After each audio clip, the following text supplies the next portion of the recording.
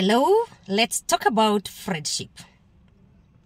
My name is Anne, the clinical psychologist. If you have not followed me, follow me for more. We are talking about friendship and friends. Who is a friend to you? Who really do you call a friend? The wise men said that a friend in need is a friend indeed. Or is it a friend indeed is a friend in need? Is a friend that person who gives you a shoulder when you're having issues? Is a friend a person who is there for you? Is a friend that person that does everything for you while you don't do anything for them? Who is a friend to you? Drop a comment and let me know who is a friend to you and what friendship is. To me, a friend is that person who is there for you and you're there for them. Because for sure, a friend in need is a friend indeed. That person who requires you. That person who you require, and when you require them when you are in need, they are always there for you. That is the friend. What a friend is not is that person that whenever you have issues, they are no longer there. I'll give you a very good example. It is not a must that you have issues so that a friend can come in for you. A friend is that person who is always looking for you, not and looking up for you, looking up to you. I don't know what preposition to use. But that person who is, he wants to know how you're doing. She wants to know where you're doing. Or how you're doing, where you are, and how everything is. There is a friend. A friend who will take some time, because with this economy or with the life you are living in, we are so busy looking for money and doing stuff. And a friend stays and asks, by the way, it's a long time since I heard about you. How are you doing? That is a friend. You're going through stuff and you want to vent. That person who gives you a shoulder to lean on and does not talk about it with other people, that is a friend. That person who has that positive energy. That person who builds you and influences you positively is the friend. A friend is not that person who will leave you in shit. A friend is not that person who will not encourage you to do the great things. A friend is that person that you share a secret and will never share it with anyone. That is a friend. A friend is the one who you invite to celebrate your success, and they are there. They are there to celebrate your success. They are there not because they are jealous of your success, but they are there because of you, because they are happy for you. That is a friend to me. Who is a friend to you? Drop a comment and let me know who you consider to be a friend, and God bless.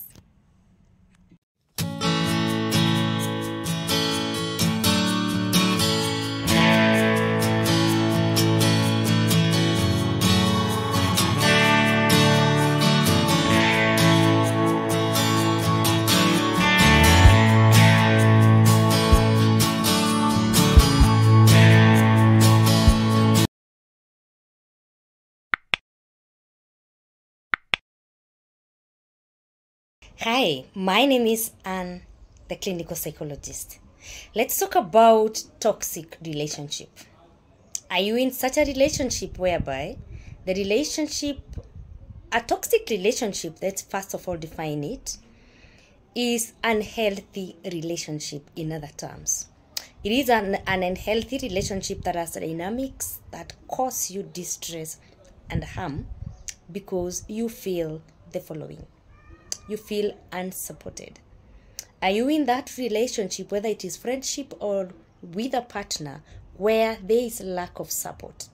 You see what, guys? In a healthy relationship, you will find that somebody expects to be supported, so you support each other. But in a toxic relationship, there is no support. Actually, what happens in such a relationship, the person feels drained. The person feels demeaned.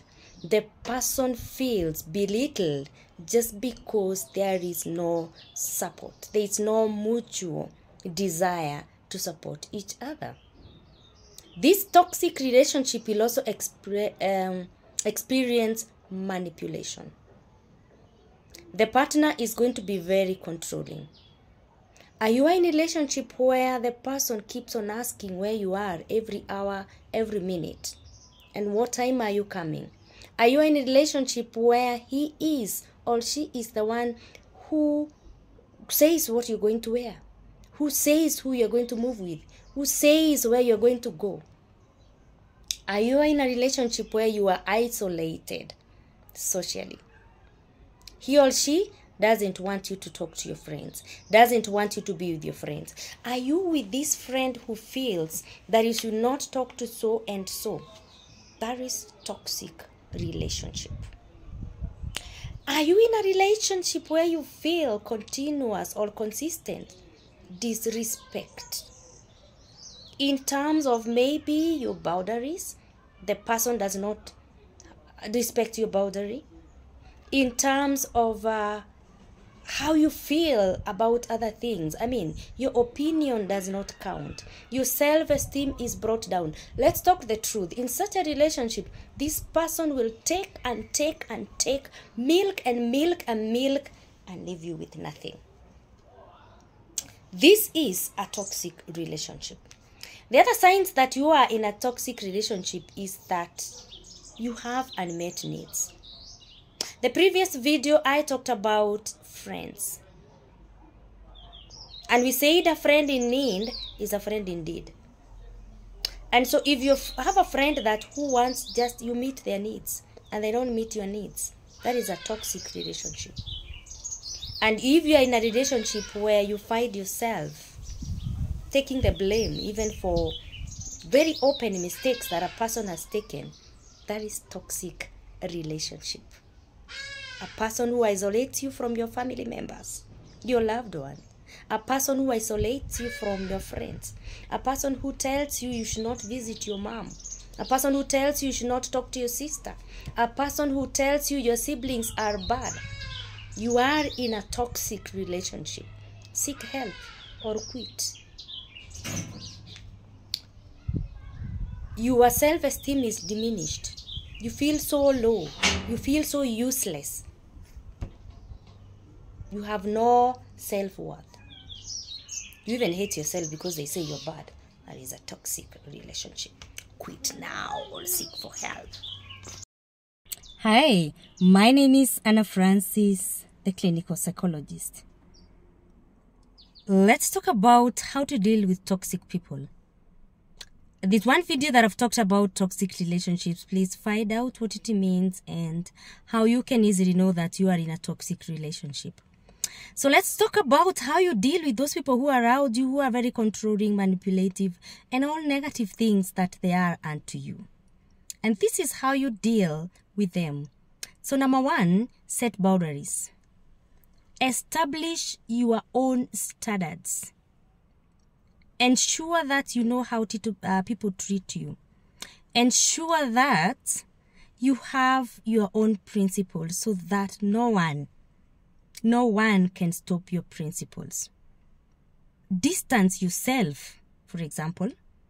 So a good example of establishing your own standard is if you realize that you have a co-worker who is a gossiper. You realize you have a co-worker or a friend who harasses you, who micromanages you. Move away from them.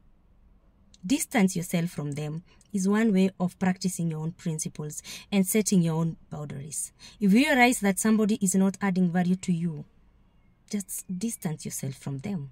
And number two, be aware of your emotions, because you know what? We talked about toxic people have hidden agendas so that they can achieve their goals, especially in their own friends or those people who are closer to them or those people that they want to manipulate. So be aware of emotions and ensure that you stay determined and focused. Find support is another way of dealing with toxic people. Find support. You can confide in a trusted friend, join a support group, or reach out to a therapist. Prioritize your needs. Don't try to fix toxic people. Find support. You can confide in a trusted friend, join a support group, or reach out to a therapist. So find support. Different ways where you can find a support. You can look for a therapist. If you are looking for a therapist, by the way, you can book a session with me. Just inbox me and then I'll get back to you. And we shall talk about this one-on-one as we look at the dynamics from where you're coming from, especially in the toxic relationships. So drop a comment and let me just write in a comment, I need a therapy or a therapist, and I'll get back to you. So find support, talk to a trusted friend, go to a support group, book for a therapy. Prioritize your needs. Don't try to fix a toxic person. Now this goes very much to those who are married. If your spouse is toxic, don't try to fix his problems.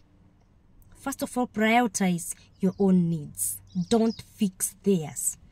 But you can point out to them about what they're doing to you. So don't fix them, fix yours. Talk to them, let them know how you feel about how they treat you. And lastly, one way of dealing with a toxic person, walk away. Walking away does not make you a coward.